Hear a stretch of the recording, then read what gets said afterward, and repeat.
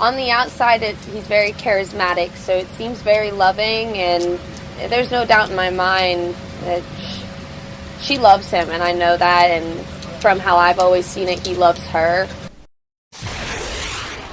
Hello and welcome to True Crime Rocket Science, the most authentic voice in true crime. In this episode, we're going to look at what could Gabby have done differently and how do we stop this from happening again. Now, I do expect to be accused of victim blaming right out of the gate by those who simply look at the title of this episode and go no further. What that also shows is how quick people are to accuse and blame without taking the trouble to find out, to spend a little bit of time listening to what someone has to say. This episode is going to be about using the hindsight we have that Gabby didn't have and looking into a unique situation and seeing what lessons there are to take from it. One thing that I can say is, knowing her situation, it wouldn't have been that easy, even in hindsight, getting out of the situation she was in. It should be noted that the key area we're not going to go into is the dynamic between Gabby and Brian. In other words, within a relationship scenario, how Gabby could have or should have managed Brian. Instead, we're going to separate Gabby in a sense and try to see how she could develop agency. As a man, I feel more comfortable talking on behalf of a man and to some extent other men. So I'll be following today's episode with a live tomorrow at around about this time tomorrow. So around about the time that this video is published, should be out tomorrow about 5 o'clock Eastern Standard Time. And then we'll be talking about exactly the same thing except from the point of view of Brian and what he could have done differently. The idea isn't to judge either of these young people, but to see the cautionary tale and apply it to ourselves. I'll also be touching on other themes such as grief. What is the proper way to grieve these days? Should one grieve on social media? I'll also be taking your questions in a subscribers-only chat format, as well as the best questions I've highlighted from recent videos. So look out for that tomorrow at 5 p.m. Eastern Standard Time. Worth playing for? Yeah. But before we get started with today's episode, if you haven't subscribed to the channel, please do. You can click on the light blue icon on the bottom right of your screen. Thank you to the many of you who have subscribed recently. Like, share, leave a comment, and let's get started. So the first thing I want to address is this myth that Brian didn't love Gabby. And I think this is really thin slicing at its worst. You did hear Gabby's best friend and what she said about their relationship. Bear in mind also that they were engaged and that they'd known each other for years, right? So, to say that Brian didn't love Gabby, well, maybe you need to think about that a little bit. Some folks think that they know since they know the outcome of this case, they can then project a very simplistic and dismissive assessment over the entire fabric of this case and even over Gabby herself. I recently heard a protester in the sort of Northport area telling the media that she had absolutely no interest in hearing anything about Brian. They only want to know about Gabby. Meanwhile, they're in Florida and the police were searching for Brian, but they don't want information about Brian. Also, Brian was a very big part of Gabby's life. And so we can get to know a certain side of Gabby through Brian. I think what's interesting is that Gabby's friend Rose said about a month ago today, so on September 26th, that she said, "There's no doubt in my mind that she loves him. And from how I've always seen it, he loves her." But I think there are doubts and were doubts about her love for him and his love for her. And I do think the arguments that I've recently heard that this isn't a Shakespearean tragedy and that this wasn't Romeo and Juliet because Brian didn't love her, I think that misses the point. What happened didn't happen because loving or not loving wasn't a factor, but because it was. Let me say that again. What happened didn't happen because love or not being in love wasn't a factor, but because it was. It was because of the emotional investment that preceded what followed, because of the fairy tale, this idea of being engaged and being with someone that you saw a certain future with, and then seeing that lost, seeing that slip away, seeing that denied, seeing this sense of hope and joy of the world, seeing that become muddied and murky and not very good, right? So thinking that you've got something only to lose it, that is really what is going on. And a lot of people seem to be insisting that, well, Brian never really loved her. I think that is a bit simplistic. If someone loves you, if you have a soulmate, especially if you're young, if you're their age, you feel whole and you feel like you've got it made. I'm sure that is how Brian felt. And then if that ends or turns out to be false, you're in a world of pain. And the pain you feel at that age tends to be worse than you'll ever feel again in your life. That first love that is shipwrecked tends to be the worst feeling that you ever... Those first breakups tend to feel like the end of the world. And there's no one to tell you that life goes on after the end of the world. Is it a coincidence that Brian asked Gabby to marry him on July 2nd, the date this image was posted, this image of them on their first date? Look at the text there. That's also the same day, that anniversary, that they left on their adventure. Her mother said they went on this trip instead of getting married on the beach in Florida, something they were prevented from doing due to the coronavirus. So the van life fairy tale was a sort of proxy for the married in Florida fairy tale, right? One wonders whether the married in Florida fairy tale, what were the chances of that working out?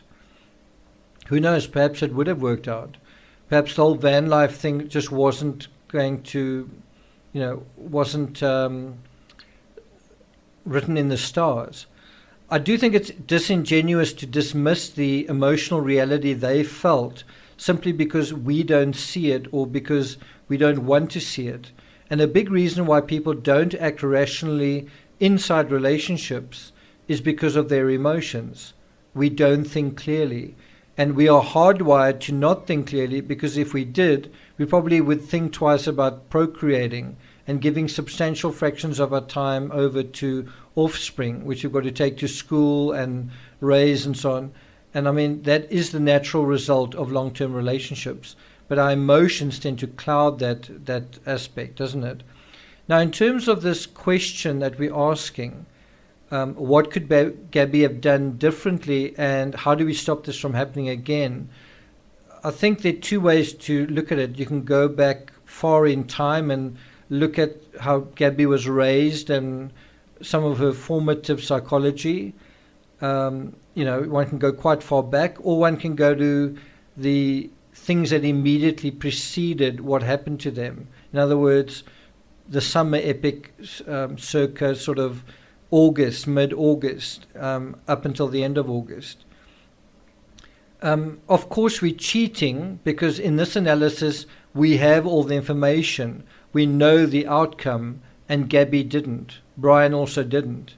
So we can go back and forth and further back, whereas Gabby, just like most of us, only lived forwards in the living moment.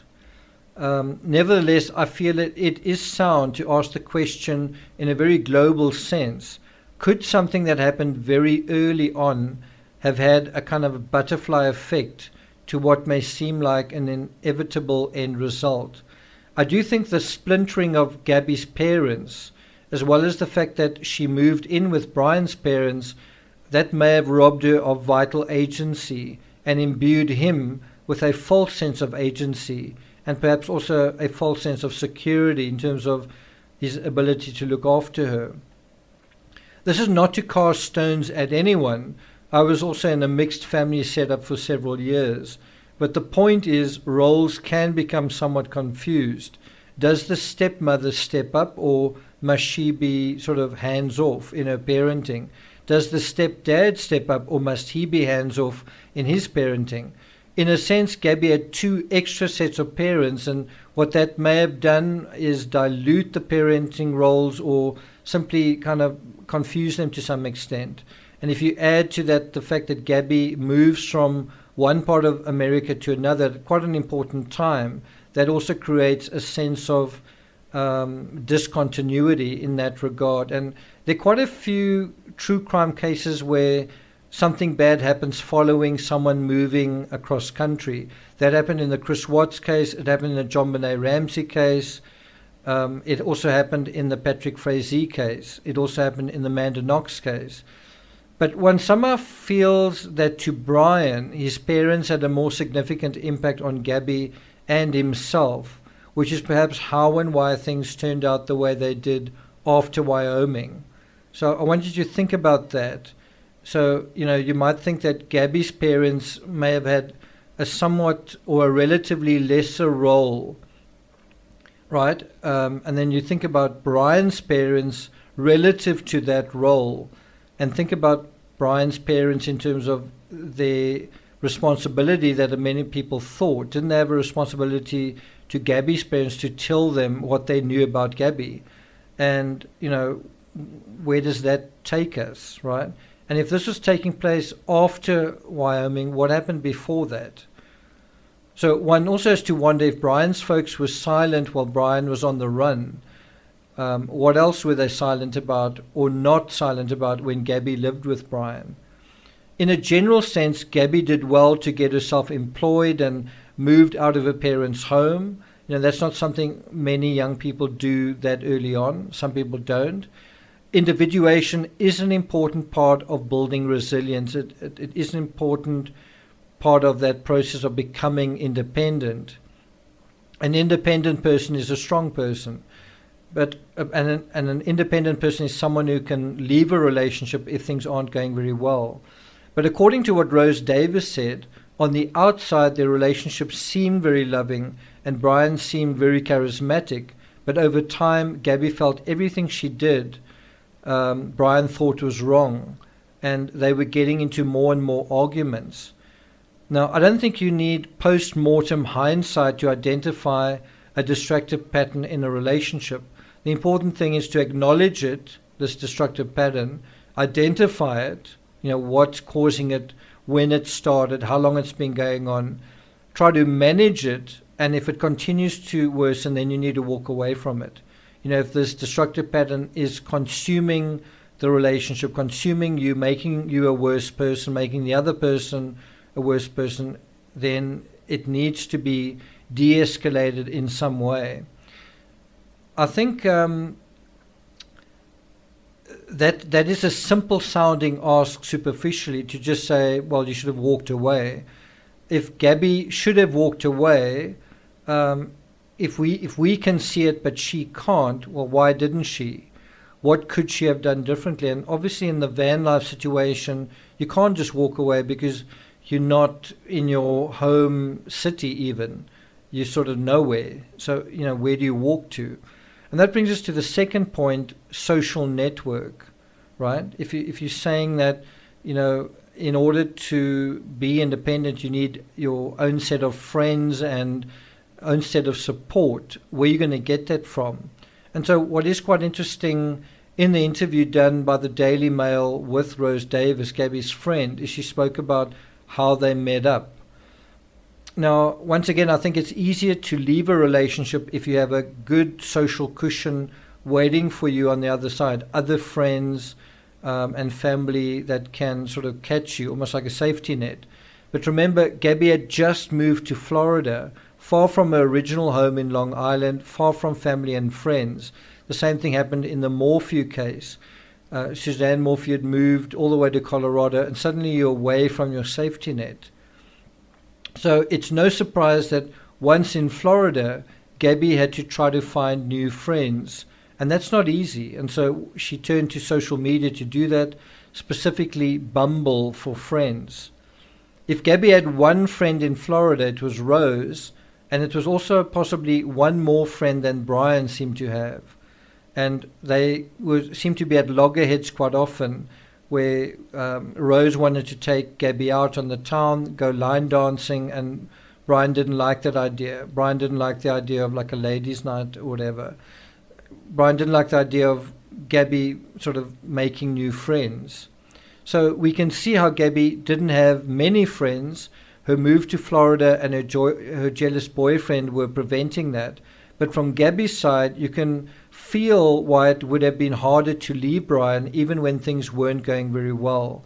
When they were in the van far from anywhere, where was she going to go? Where was she going to go to? I do know when I lived in the UK, I tried to break up with someone several times, but the reality dawned on me that in spite of our disagreements, I knew her far better than anyone else in the entire country. And I was also in my 20s, and I didn't want to be alone. And that is apparently how Gabby felt, that she didn't want to do things alone, for example, the van life. And I don't know what her parents would have felt if she'd said, I want to do this van life adventure on my own. Would they have permitted it? What do you guys think? So in a way, Brian was her ticket to something that she really wanted. And if he wasn't in the picture, then what would have happened? By the same token, if they were not getting along and she still wanted to persist with this adventure, wouldn't he have felt used? What do you guys think? Making new friends quickly is difficult, which is why it's important to maintain the genuine friendships you already have.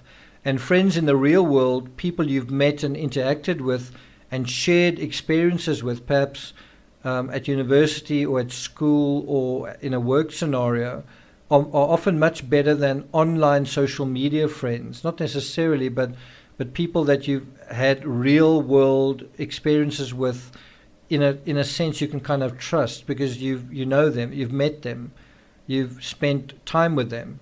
And that brings us to the next point, which is anxiety. And this is a really important theme in this story. It's the failure to manage anxiety. And one thing that I think we can definitely agree on is that the time that this happened was certainly a time of heightened anxiety, not just for young 20-somethings, but for everybody. This has been a scary time for the whole world. It's a kind of unknown territory. Now, interestingly, Rose Davis, Gabby's friend, described Gabby as her emotional service human. In other words, someone who was also trying to improve her mood. So if Rose wasn't feeling good, then Gabby took it upon herself to try and, perk her up, make her feel happier in some way. And I think she probably did the same for Brian. But the question is, how good was Brian at soothing her and reassuring her when Gabby was stressed? I think anxiety is the most important area where Gabby could have tried to work on her resilience, right?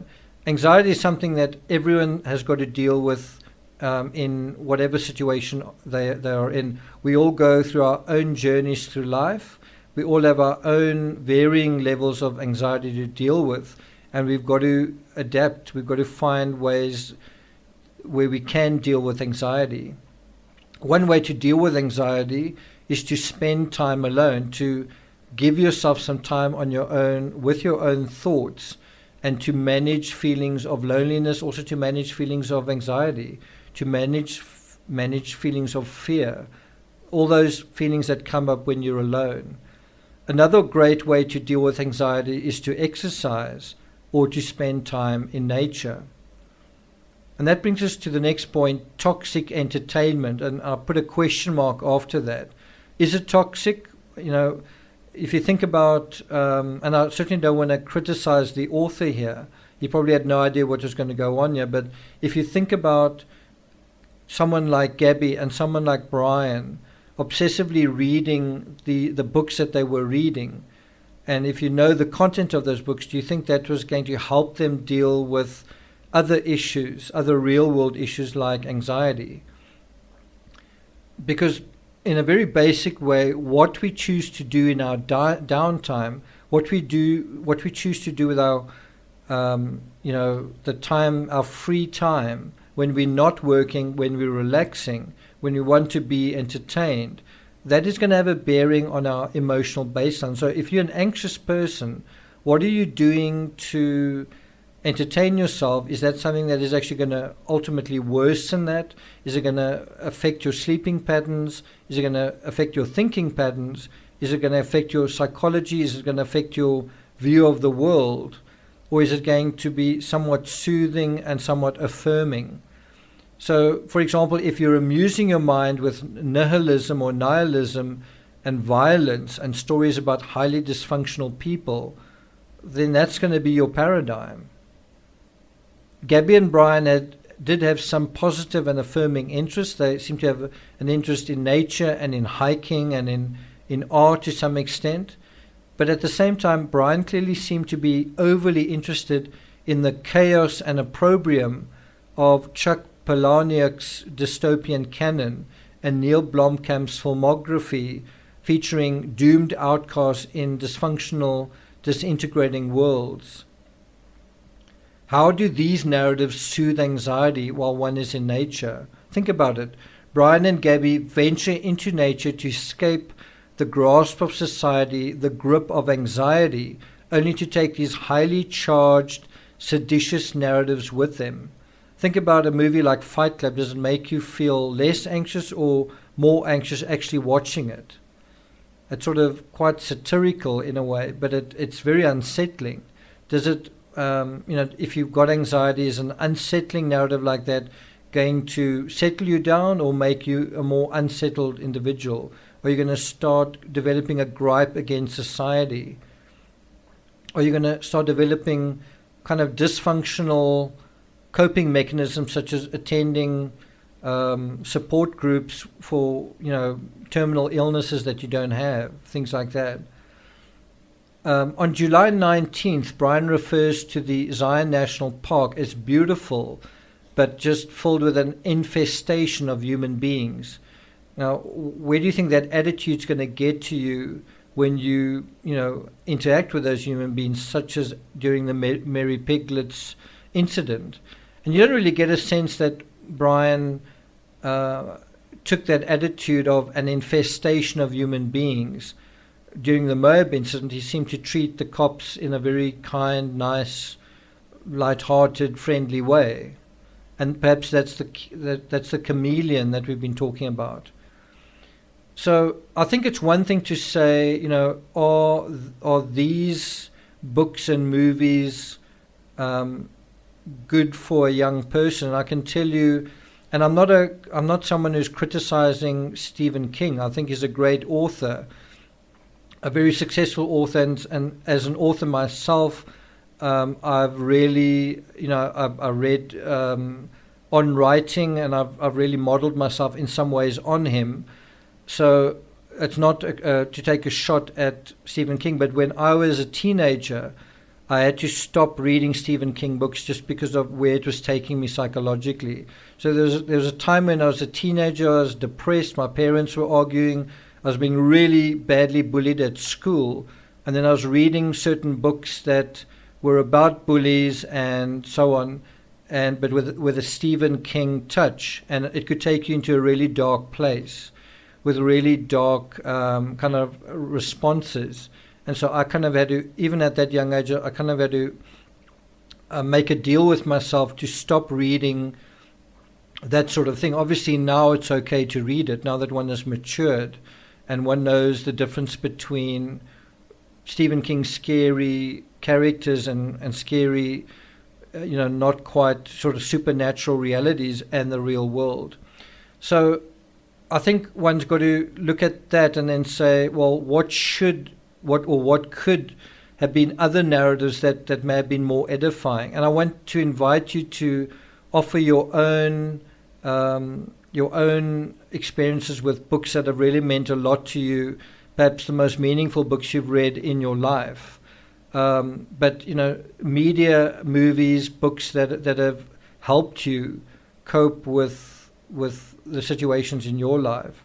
So I've made a short list here, and you're welcome to add to them, but the list includes kind of self-help books, but also non-fiction, and then to some extent fiction.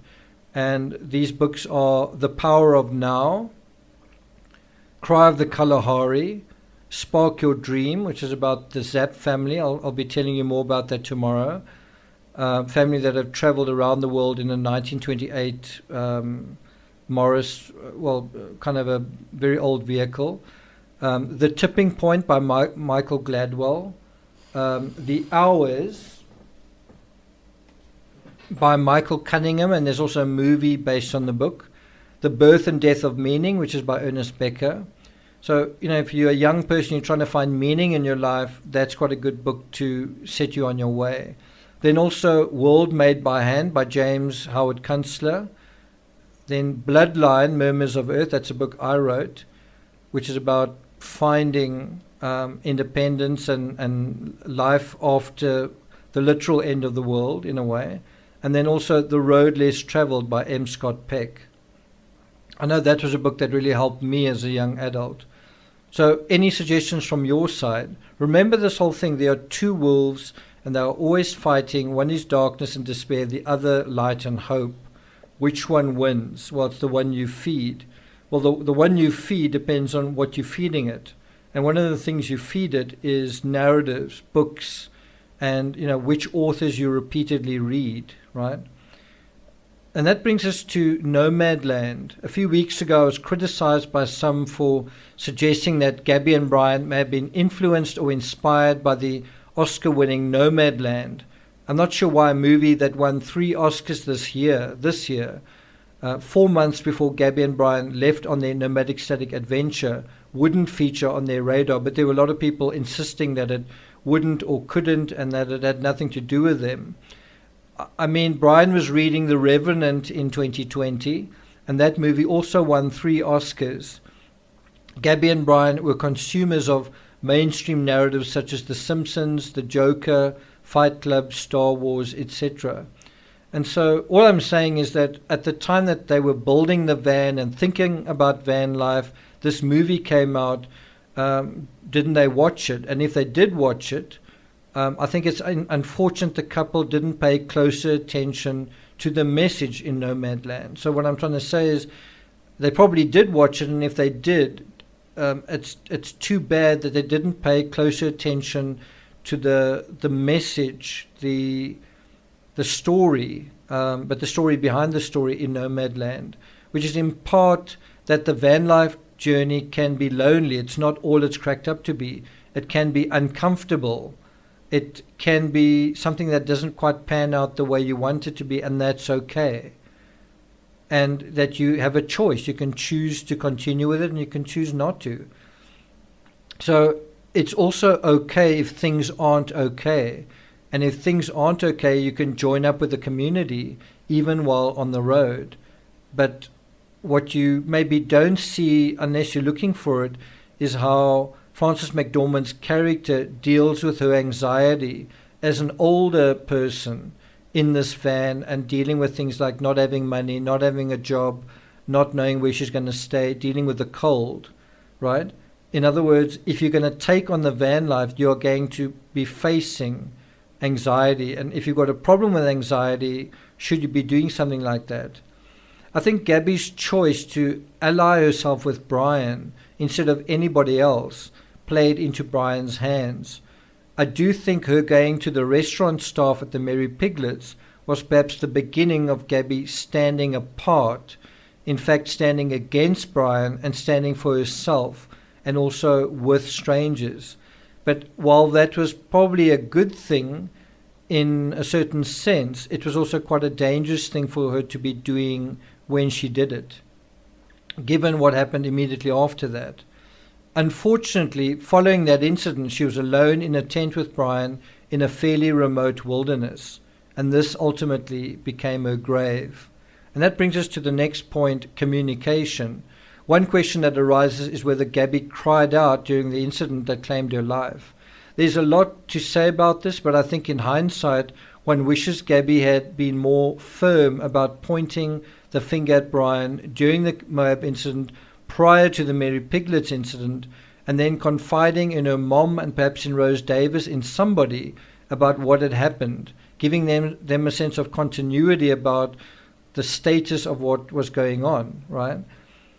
Both could have counseled her and at the very least insisted on more regular updates, more regular communications, And if they'd been concerned, the concern would have expressed itself a lot earlier. Now think about this. If Brian was aware that Gabby was being completely open and transparent about their relationship, about the things that were going on, especially when it wasn't going so well, he might have put in a bit more of an effort to control himself. And if he was aware that there was some third party that was observing from afar, often, consistently, that may have had some kind of impact. Especially during her sojourn at a hotel in Salt Lake City, Gabby had the opportunity to fully communicate what was happening. She also had the opportunity to fully sort of think about what was going on, what had gone on, these destructive patterns of behavior. And what did she do at that time? It seems like she devoted this time to putting together their first nomadic static video. And my heart goes out to her because she seemed to be working very hard. She seemed to put a lot onto her shoulders, and there was a lot at stake, and she was trying to make a success of it. And I don't think she expected Brian to go on the emotional roller coaster that he was going on while she was trying to get their lives effectively on track, certainly on track in terms of work and in terms of earning a living and making an income. And in that sense, I think it's very difficult to say, well, what Gabby could have done differently, because she was trying to do something when something else happened. And that's why I say one's got to try to recognize the symptoms. And it's not always so easy to do when you're required to focus on something else. And that brings us to the next point, social responsibility. Although Gabby had a certain amount of agency in terms of herself, I think it's important to recognize how much the community were involved in trying to protect Gabby and look out for her. So I want to give the community in Moab and other places credit that they did pay attention to what was happening to Gabby, and also paid attention to what was going on where the van was parked and all that kind of thing. Society has played an important role in this case. But I think there's also another side to it. I'll talk about that more tomorrow, the area where I think social media dropped the ball in this case. But there were at least 2 individuals at the Moonflower Co-op who were sufficiently concerned by what they saw to call the cops. So one thing we learn is that if you notice someone in distress around you, take notice and do something. Or put in a more simple way, notice the people around you. Pay a little bit of attention to people around you. Someone may actually need your help. We also saw quite a huge police presence during the Moab incident. There were at least 4 officers on the scene. And so if you want to criticize their response, that's one thing. But what you can't fault is that there were sufficient resources on the scene. There were a lot of people there listening to the story, a lot of people on hand to deal with the situation. I think the failure during the Moab incident was to fully recognize what wasn't being said, and that Gabby's motive was to simply allow things to continue. If you have paid attention to the Moab incident and the footage, then you'll remember Gabby saying, "Can't you just give me a ticket?" And I think Brian said the same thing.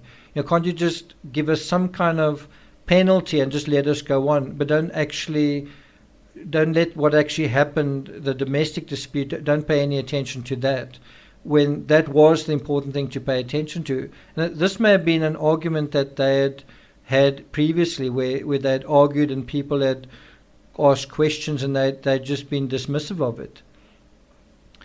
It was law enforcement's job to recognize the deeper dynamics, and they could perhaps have done so if they'd taken a written statement from both Brian and Gabby. Now, bear in mind, they got a written statement from the witness, but imagine if they had there and then, instead of talking, because you might think you get a lot of information through talking, but there's the wind that is blowing, there are vehicles that are, the engines are running, there are doors opening and closing, there's the distraction of other people running around.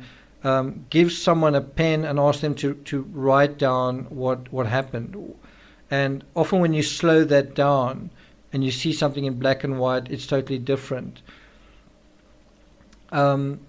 So they could have tried that, get a written statement from both Brian and Gabby, and also try to get more information from Gabby on how and why she was stressed out.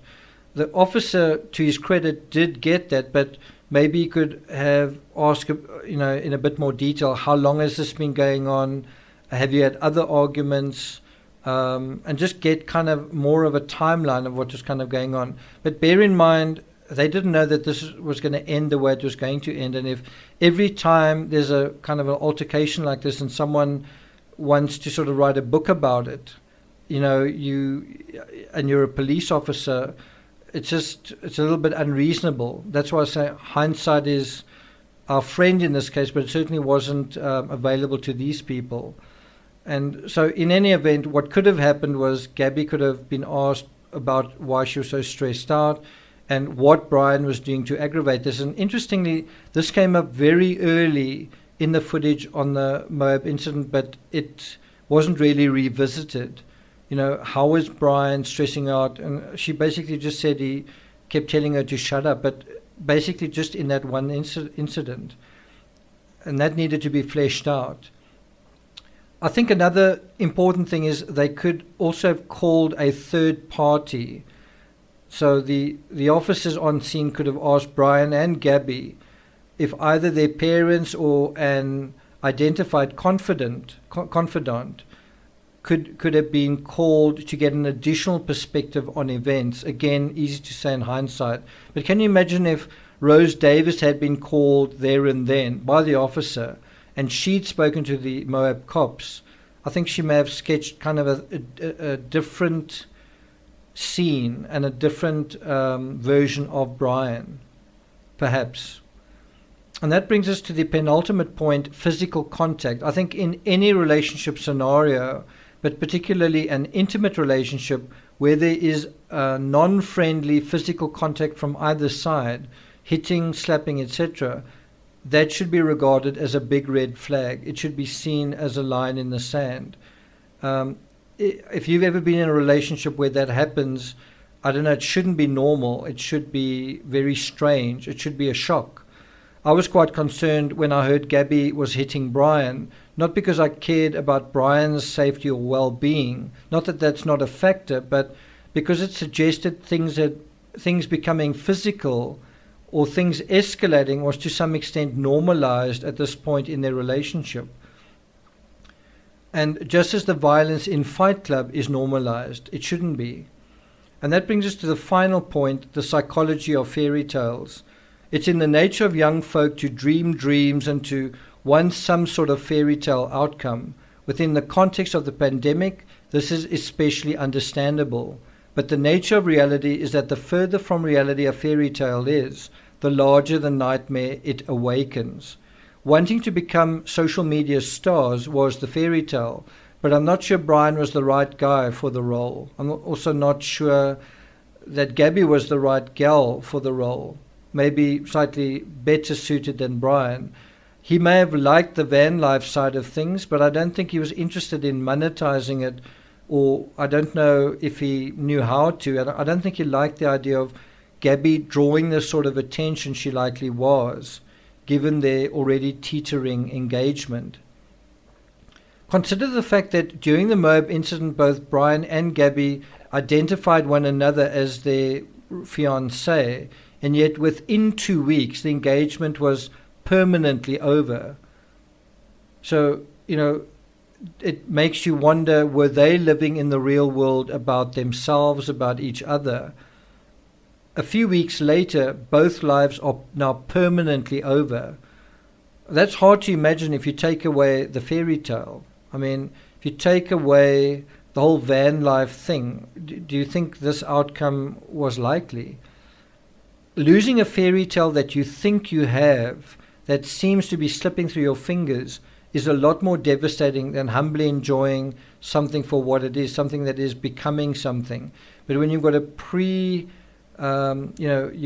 you've sort of premeditated what you think something's going to be, you're anticipating what something's going to be, then it's got to live up to those expectations. So I know one of the big things I learned as a young person, if you don't want to be unhappy, lower your expectations.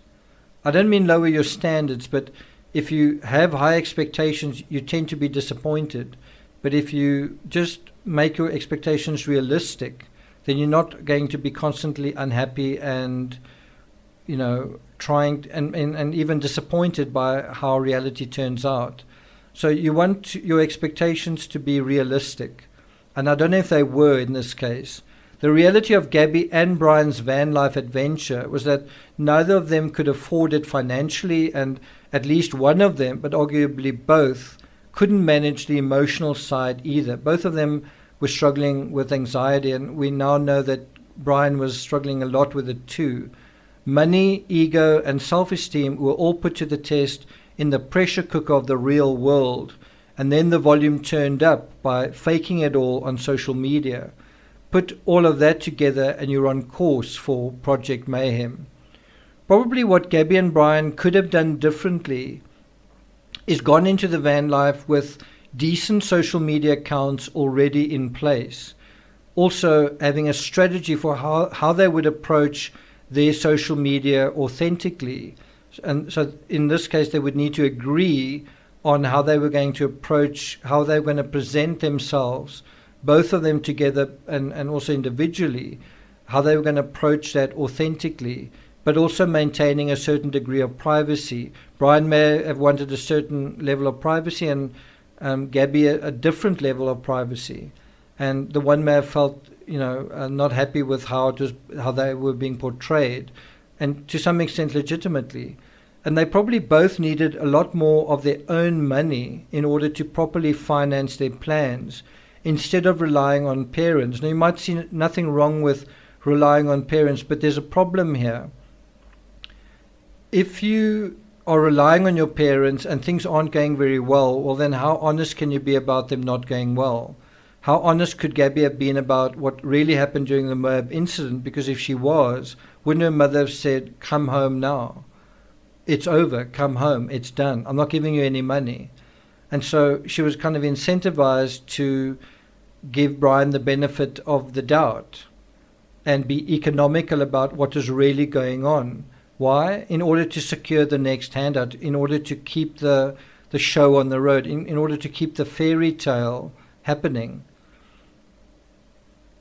On the other side of the coin, had they financed the project on their own terms, had they waited a bit longer, perhaps waited another year, one or both could have exited the project on their own terms. If they had their own money, they would have not been so desperate for this project to succeed. Does that make sense? So I'm not going to take it further than that. I will be talking at length about the same topics we've addressed here, but from Brian's perspective, and then taking things a little bit further.